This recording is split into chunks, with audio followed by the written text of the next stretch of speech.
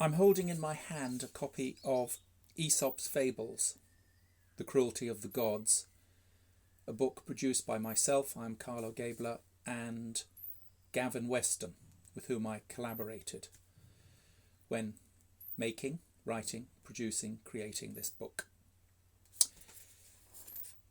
Broadly speaking, Aesop, the author of the fables in this book, which we have rewritten for a modern audience, he has two subjects: the exercise of power and the experience of the powerless, who endure life and all that it inflicts on them. In his fables, the gods and goddesses who exercise power tend to be capricious, willful, thoughtless, and unforgiving, while the powerless, the mortals, many of whom are animals, who endure life and all that it inflicts on them, tend to be blind, deluded, foolish, and careless. This discrepancy between the powerful and the powerless is a source of humour, but it is also the basis of Aesop's critique. The human world, as Aesop has it, is a place of rough justice, deep hurt, epic cruelty, and unstinting monstrousness. When we are in trouble, as we are today, we revert to the literature of the ancients. We do this because this literature seems more relevant than modern literary art, or at least so it seems to some of us. This is certainly the reason why we, myself and Gavin Weston, who both loved Aesop's Fables when we were children, have gone back to his work. Aesop's stories may be full of idiosyncrasies and impossibilities, such as talking animals, but the bitter truth lurking within all the fables seems absolutely of the moment, of now.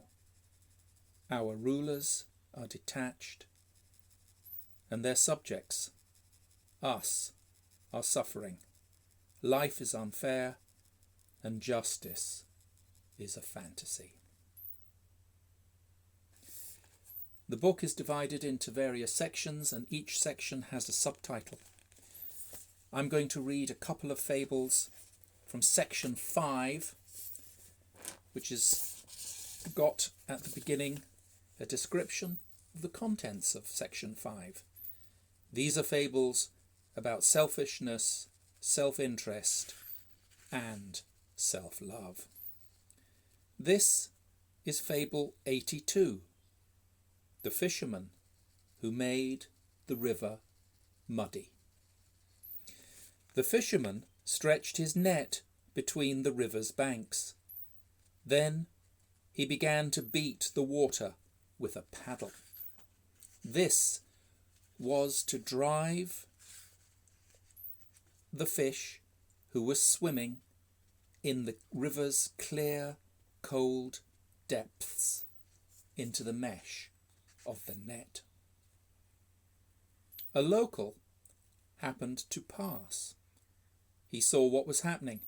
"Oi," he said, "you're stirring the river up. You're making it muddy." "So?" said the fisherman. "But this is our drinking water," said the local. "You carry on like this, and it won't be fit to drink. Stop it, now."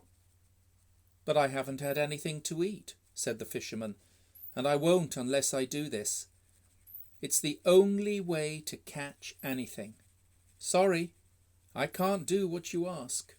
Needs must." The moral of this fable is, the belly has no conscience. This is Fable 84, the fox who lost his tail. The fox put his paw down, heard a whirring, and knew he had set off a trap. Instinctively, the fox leapt.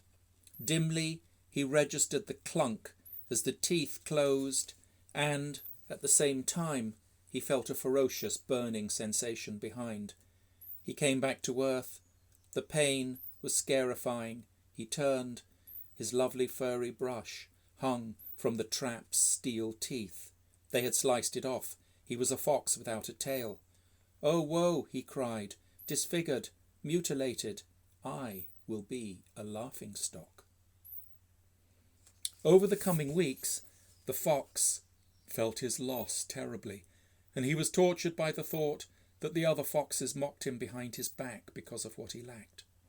Something must be done to end this misery, he said to himself one day. But what? And then he had it. As my tail can't grow back, he told himself, the other foxes will have to dock their tails, and then we'll all be alike, and I won't stand out as the only fox without a tail. He got all the foxes together. "Friends," he began, "once, like all of you, I had a tail. Now I don't. Am I worse off? Frankly, no. In fact, incredibly, I'm better off. Of course, I didn't know this when I had the tail. It's only now I don't have the tail that I've seen the light. That tail of mine was ugly, heavy, useless, and it did me no favours. It slowed me down, and, worse, it was a magnet for hunters. One glimpse of my brush in the undergrowth, and they were after me. Since I left it behind in a trap, not one hunter has come after me, not one.